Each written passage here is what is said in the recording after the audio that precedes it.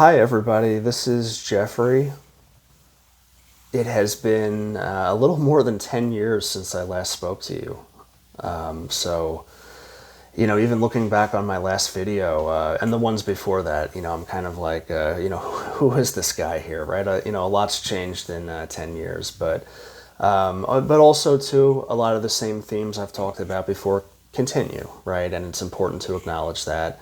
Like always, just want to share that, my goal is to put my experiences out there, hopefully as support for even just one person, just to, feel like you can relate to somebody going through the similar thing, with IBD or autoimmune disease conditions.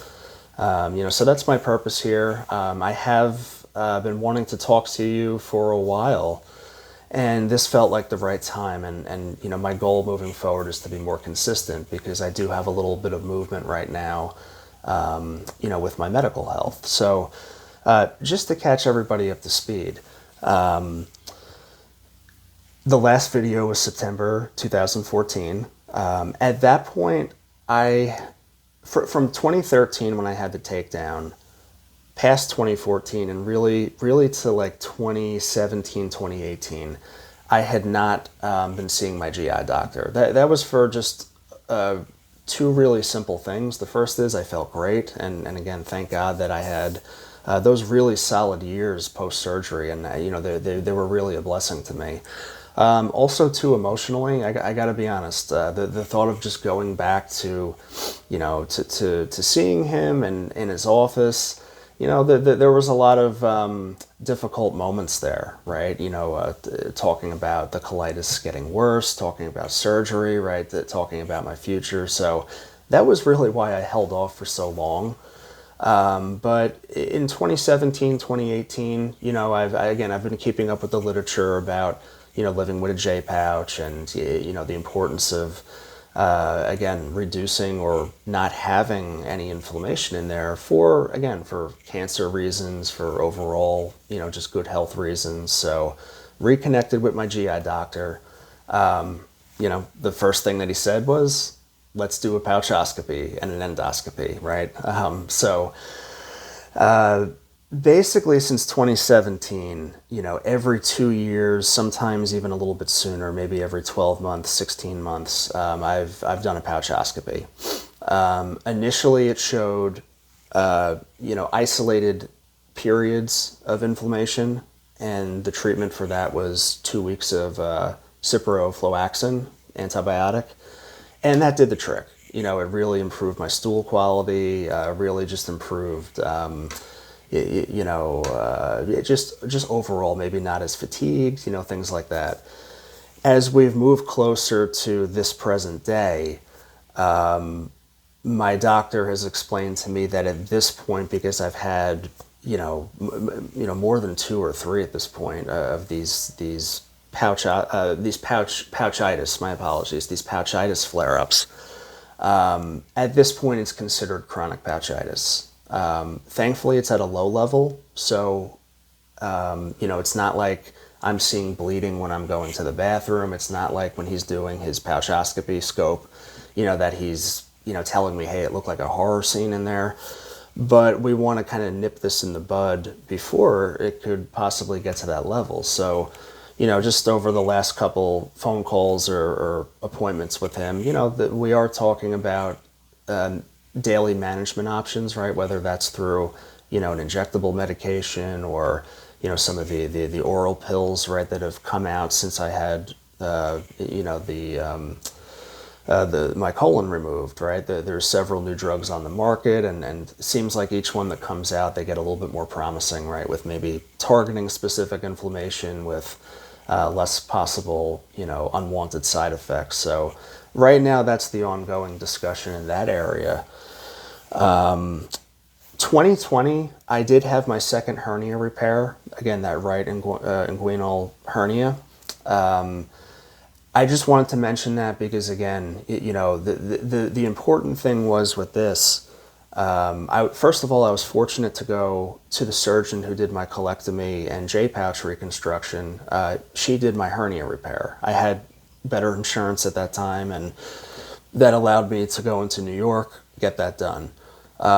Lapro A laparoscopic approach was not an option this time because of the J pouch. That would have put a lot of risk on damaging it, right? And certainly that's not what we want. We want to preserve that part of my body, hopefully, through the rest of my life. So it was an open procedure, and it went well. Everything's fine, feel good. The recovery was a little bit of a bear, so right, but that open cut, it takes longer to heal. Maybe it takes a little bit longer to get your, just your flexibility back kind of in that area, right? So if anybody has the J pouch and they need a hernia repair, or even kind of any operation, certainly mention to your surgeon, like, hey, like I'm living with this reconfigured GI system here, and I don't want you to nick it, or I don't want you to do something else that will kind of throw it out of balance. And the last thing, and again, the last bit of big news, and this has been more recently, like last 2-3 months, and I will definitely be updating you guys along the way.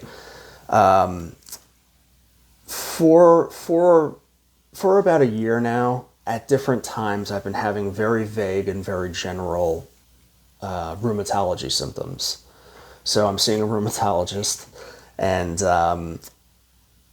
the last 2 to 3 months, though, specifically, the symptoms have really ramped up. So what I mean by that is not only is it, sometimes just like joint pain, things like that, feeling tired, kind of feeling out of it more, but I'm basically having low-grade fevers, anywhere from like 99.6 to 100.9, almost every day of the week. Like a good week right now is maybe where I only have like 2 or 3 days of fever.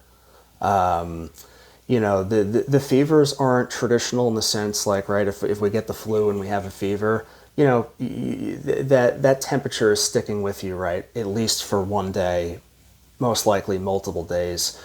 The fevers I'm having, they typically resolve in about 3.5-4 hours, especially if I rest. I did start hydroxychloroquine probably about 3.5 weeks ago through my rheumatologist.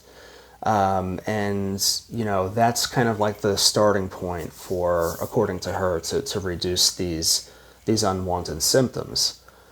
The caveat is that I do routine blood work for my GI doctor, and he's noticed some trends in my liver enzymes that he's feeling. His theory is that these rheumatology symptoms that I'm experiencing actually may be better theorized as an autoimmune induced liver disease.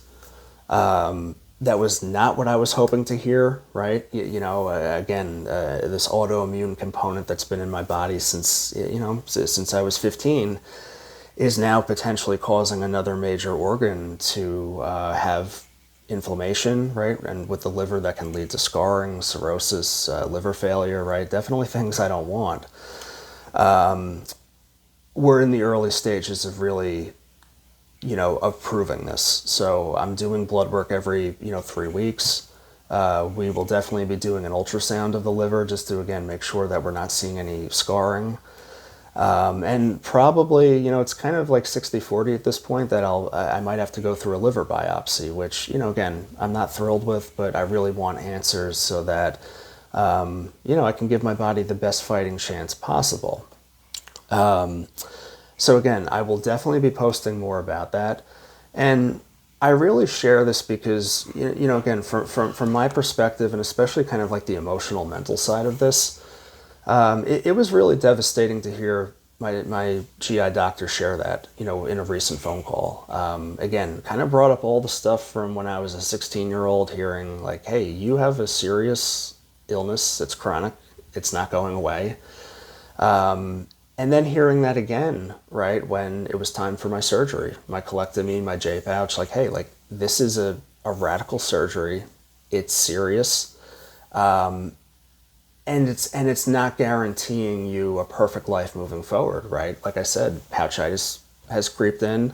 Chronic pouchitis is now in play.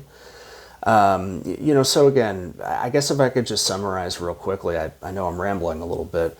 Just some feelings of helplessness, a little hopelessness there too.